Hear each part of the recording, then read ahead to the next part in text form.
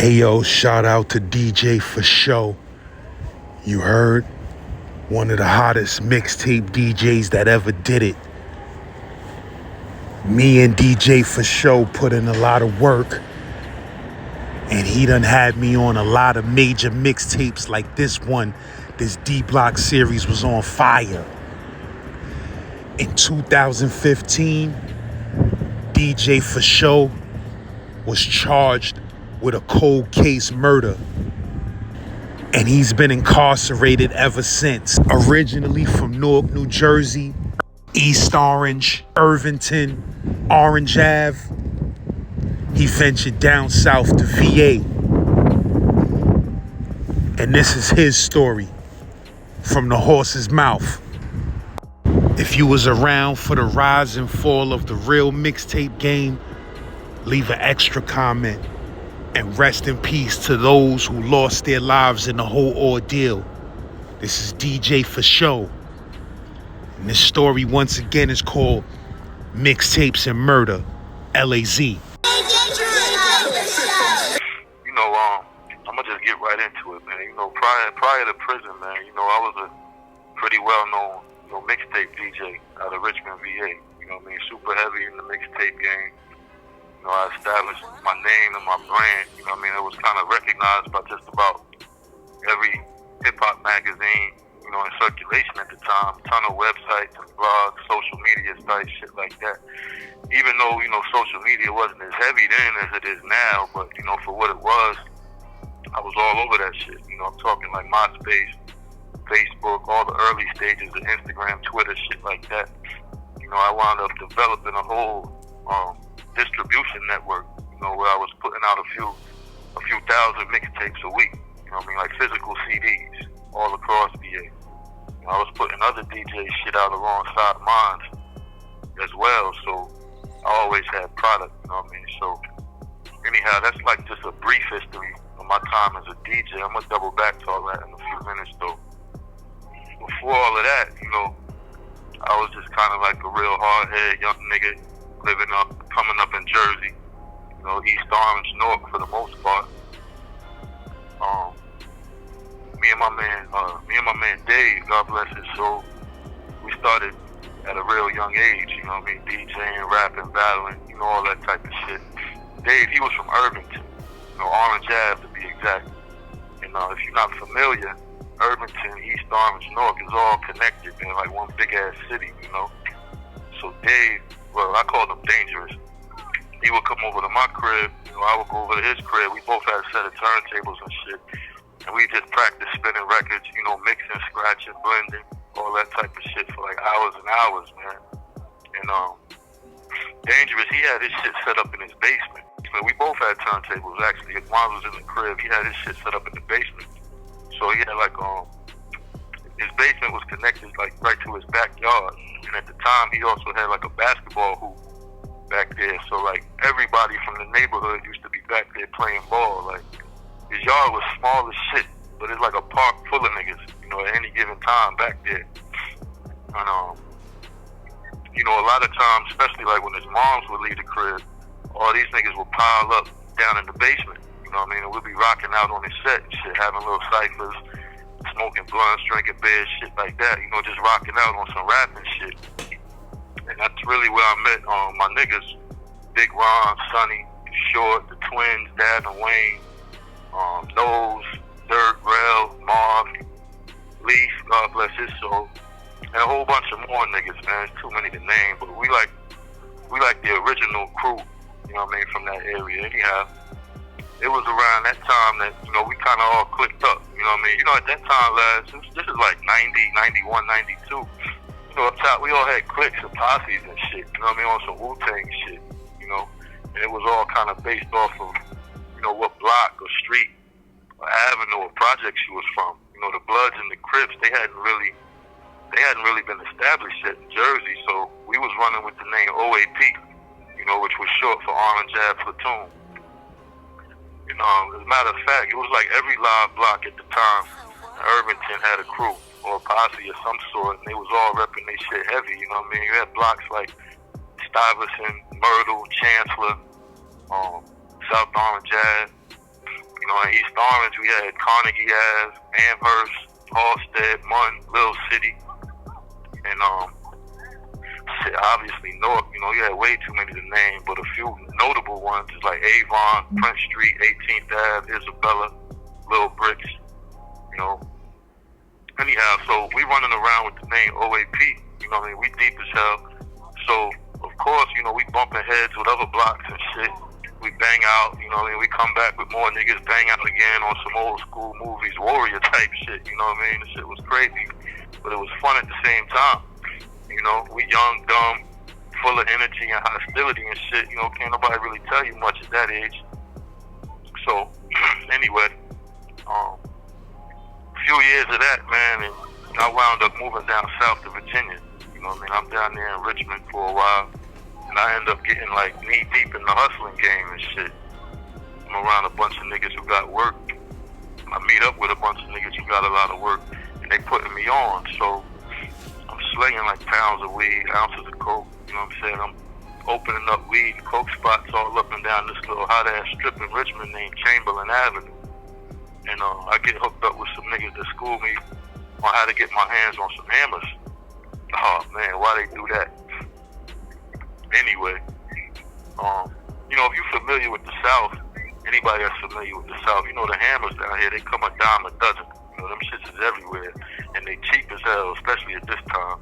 So me being me, I start copping hammers, and I'm bringing them back to Jersey to my niggas on Orange Ave. I'm lacing them up.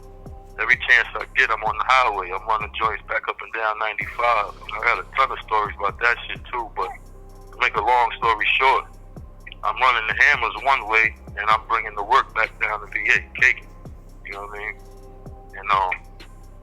anyhow, as it happens, my man Dangerous, he wound up getting himself into some shit, shooting at some niggas on the block. And at that time, I kind of thought it would be wise if he just came down to VA for a while, chill with me, get to some of this money, lay low for a bit. So he did that. I wound up setting him up in one of my little spots. I showed him what was what, let him bubble, do his thing. It was supposed to be just for a little short stay, but it wound up turning into like months and months, which was cool with me, because, between hustling and running up and down the highway, in our spare time, we were still DJing and shit just the same, like we were still in his basement, spinning, scratching, mixing, all that shit. So I guess, ultimately, we probably still had little dreams and hopes of becoming a big known DJs or shit someday, But we was just having fun though. I'm like 20 at the time. Dangerous, he 18. So we both young as hell, but we was playing with big boy money though. Like a few $100,000 at the time, for real. We didn't have a care in the world other than really getting money, getting fly, getting high, busting off all these guns that I'm getting like every other day. I'm always trying them out and shit before I'm selling them.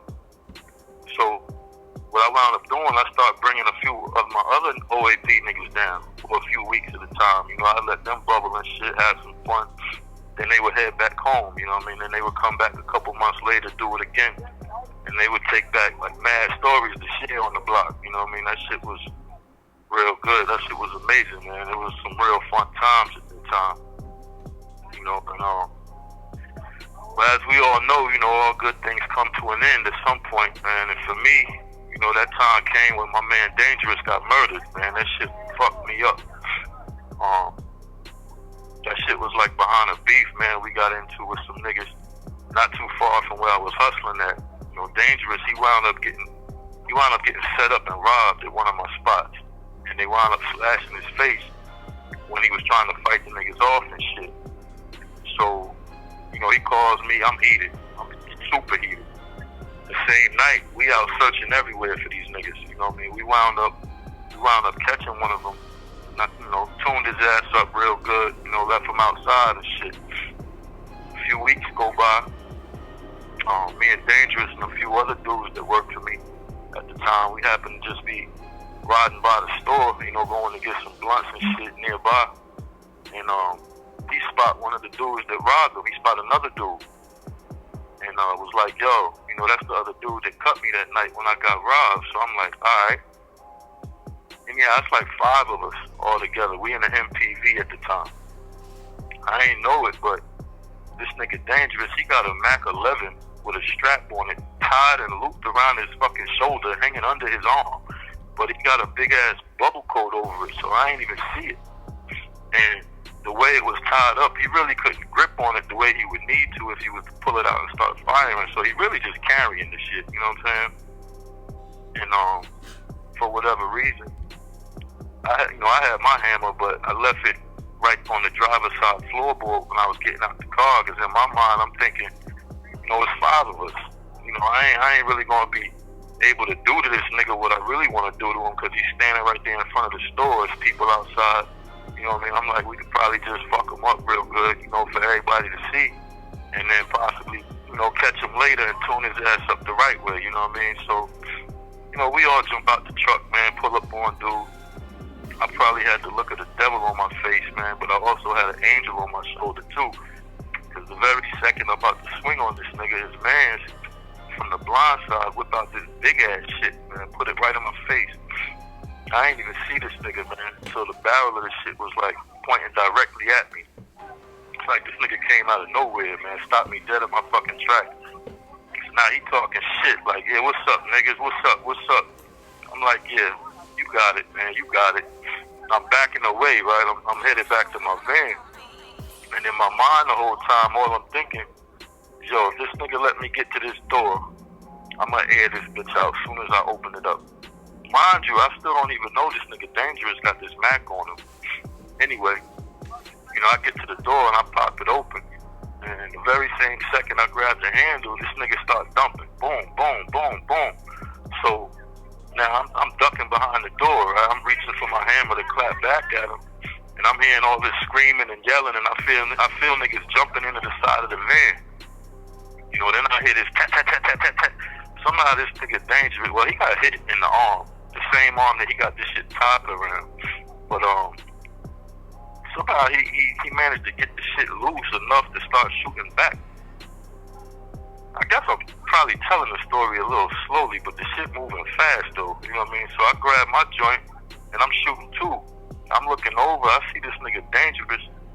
He kneels down on one knee in a fucking military sniper position type shit, letting the joint ring out from inside the van. So now everybody outside, they hauling ass all different directions and shit. The nigga who started the shooting, he ran off. He ain't no longer in sight. There's sirens going off, people coming out the houses nearby, they coming out the stores and all of that. So we all hop back in the van and take off. Luckily, only 2 of my niggas got hit that day, both in the arms though. But the van was riddled. Swiss cheese, man. Like, to this day, I don't know if it was from dudes shooting at us or from Dangerous shooting back at him or maybe even both. I don't know. The main thing is we made it out of there in one piece. But that wouldn't be the case, man, a few days later though. Apparently, these niggas was on the prowl after that.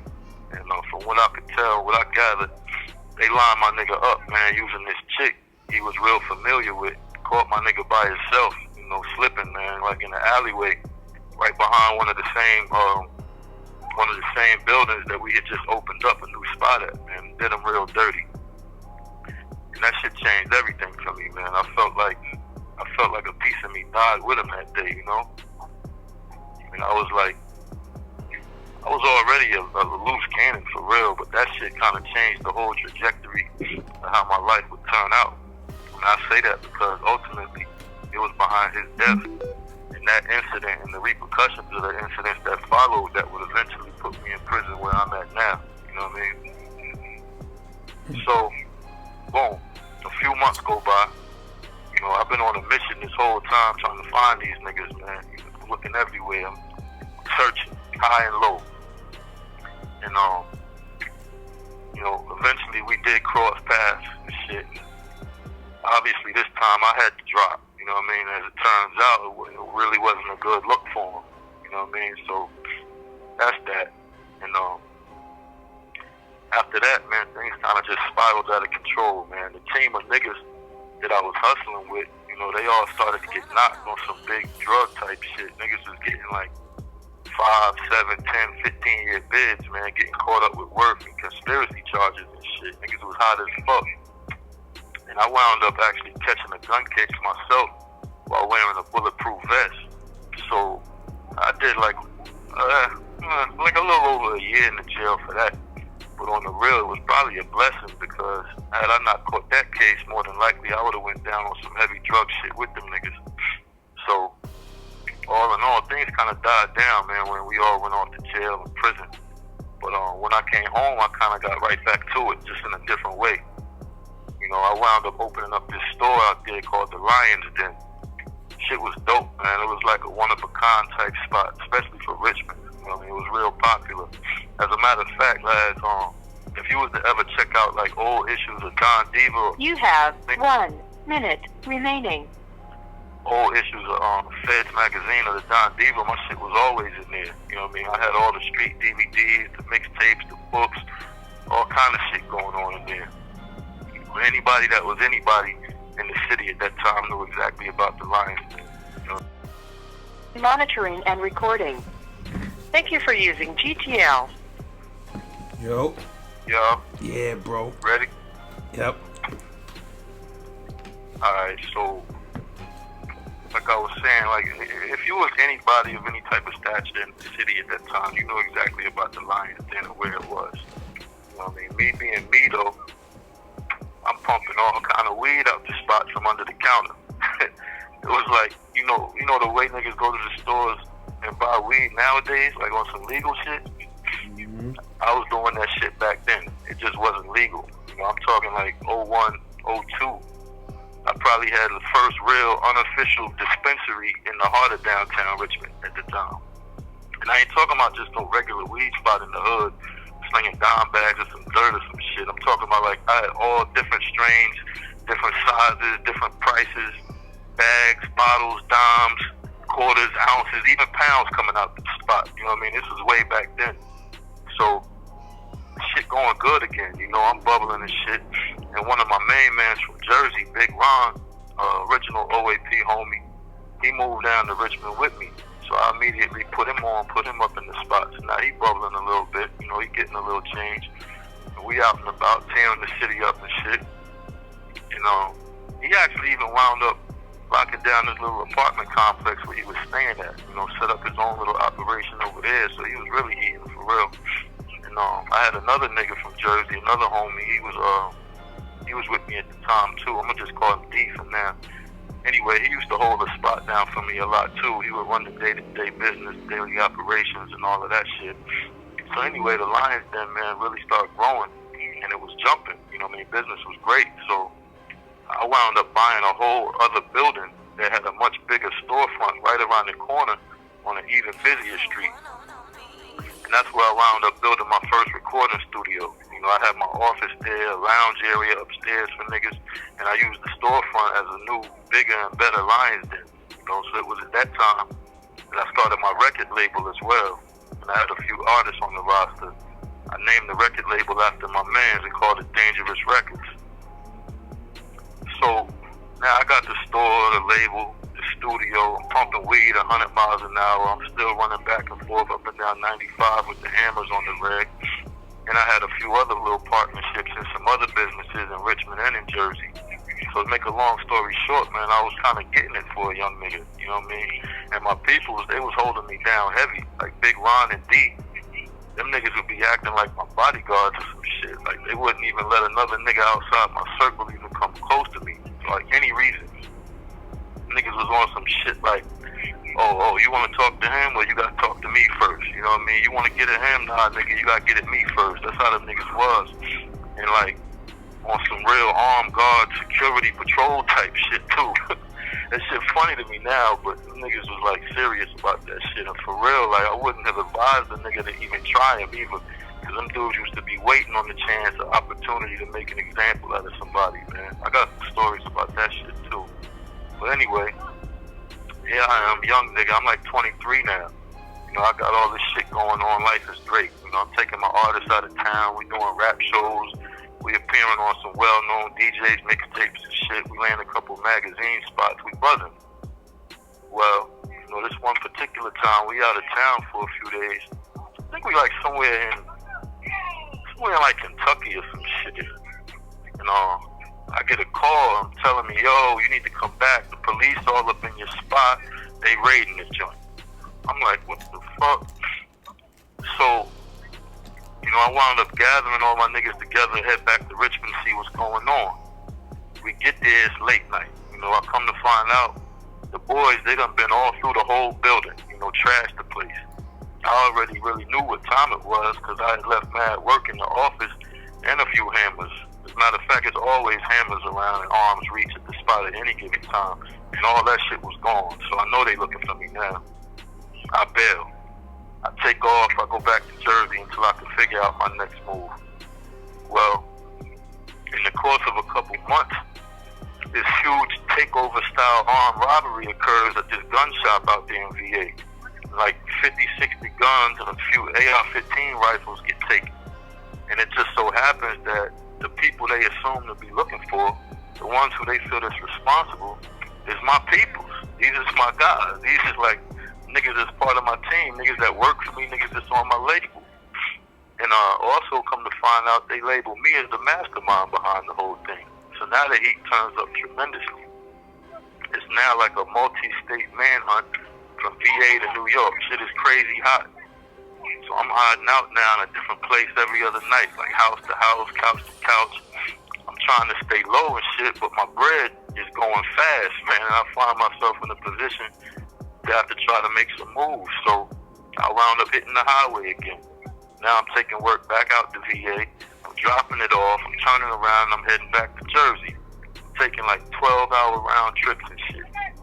And I'm making a couple of them shits a week.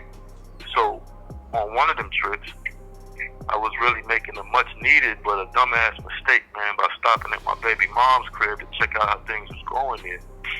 Apparently her spot was being watched and monitored because the U.S. Marshals, man, they was right outside waiting for me to come back out the house and head towards my truck. You know, they jumped out on me, guns blazing, tackled me down, all that shit. Put me in the cuffs, threw me in the car, you know, locked me up, and that was that.